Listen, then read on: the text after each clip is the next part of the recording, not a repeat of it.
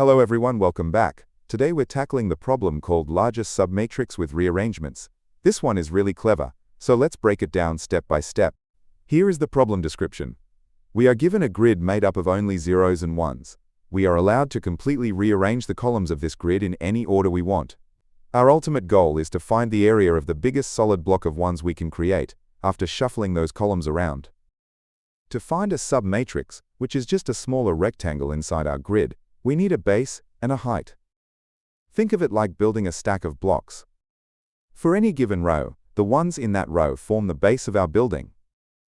But how high can the building go? That depends on how many consecutive ones are stacked directly above each block in the base. The real trick here is that we are allowed to shuffle the columns. Since we want the largest possible block, it makes perfect sense to put the tallest stacks of ones right next to each other. By looking at a specific row and sorting its column heights from tallest to shortest, we can easily group the ones and calculate the maximum possible area. Let's look at an example to make this concrete. First, we transform our grid. Instead of just ones and zeros, we change each cell to tell us how many consecutive ones exist from that cell, going straight up. For instance, in the bottom right corner, we see a 3, because there are 3 ones stacked on top of each other in that column. Now, let's process that bottom row. The heights are 2, 0, and 3. If we sort these from tallest to shortest, we get 3, 2, and 0. Now we just check the areas. The first column gives an area of 3 times a width of 1. The second column gives us a minimum height of 2, stretching across a width of 2, which makes an area of 4. That is our maximum area for this grid. Just a quick heads up, we will be walking through the solution using Python, but do not worry if that is not your main language. I will be showing the full code for Java, C++, and JavaScript towards the end of the video. If you just want to grab the code right now, you can find it on my website, leetcodeunlock.com. The link is in the description. So our first approach directly follows the logic we just walked through. We will go row by row, updating the height of consecutive ones for each column. Then, we take that row's heights, sort them from largest to smallest, and see what the biggest rectangle we can form is. Alright, here is the Python code for the first approach. Do not worry if it looks like a lot to take in at once. We will walk through exactly how the 2 main parts of it work on the next slides. Let's break down the first part, the height calculation. As we loop through the columns in our matrix, we check if the current cell is not 0. If it is a 1, we add the value from the cell directly above it in the previous row. This builds our consecutive height counter. If it is a 0, the streak is broken, so it just stays 0. Next, we take that entire row we just updated and sort it in descending order. Then we loop through these sorted heights. For each height, the area is that height multiplied by its position index plus 1. We add 1, because an index of 0 actually means a width of 1 column. We constantly update our answer variable to keep track of the biggest area we find. If you want to test this code out yourself without retyping it, you can go to the leetcodeunlocked.com/link in the description, so you can copy the code that is shown and explained in this video. Now getting back to the explanation.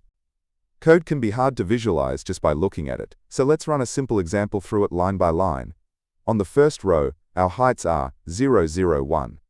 The max area is 1. On the second row, we add the heights from above, getting 1, 1, 2. Sorting gives 2, 1, 1. The biggest area here is 2.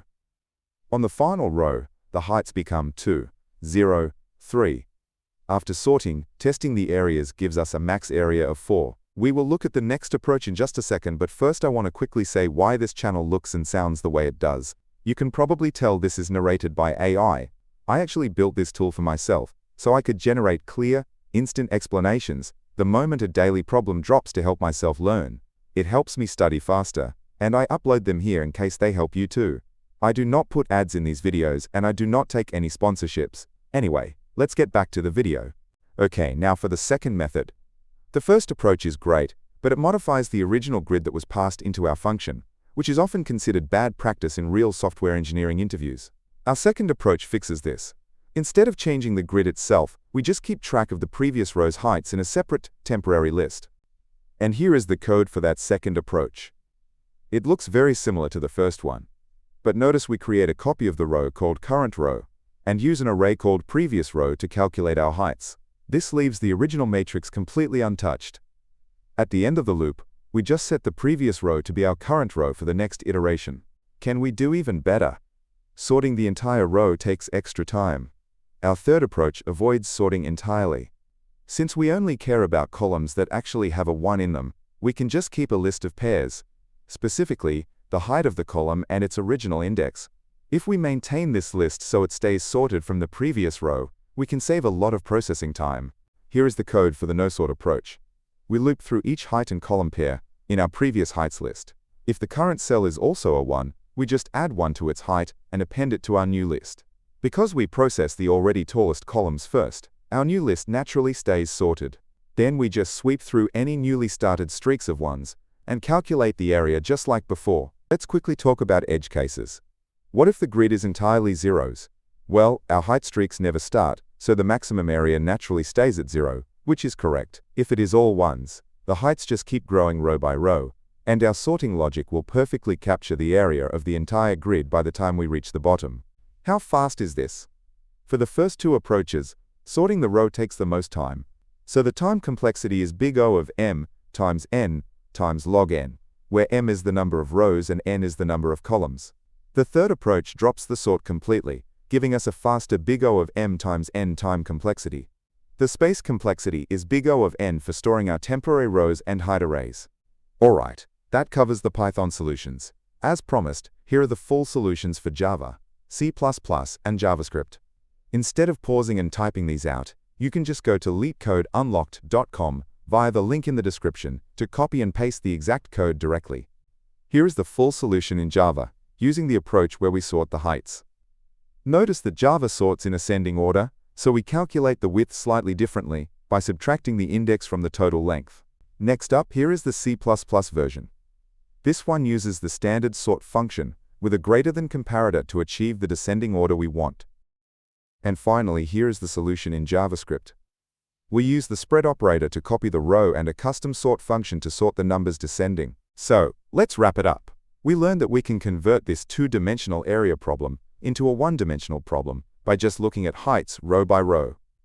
Since the column order does not matter, sorting those heights is the magic key to grouping the blocks. And by passing the heights down, we make the algorithm incredibly efficient. Before we finish up, I want to mention I have another channel called Leetcode Unlocked. I am on a mission to eventually post a solution for literally every single Leetcode problem on the platform. If you want to study problems outside of just the daily challenge, make sure to check it out. If you want to help support that goal of covering every problem, you can donate at buymeaboba.com/LeetCodeDaily. Also, please make sure to like, subscribe, and turn on notifications. I post the daily Leetcode problem as soon as it comes out so you can get your streak done early. Keep coding, and I will catch you in the next one.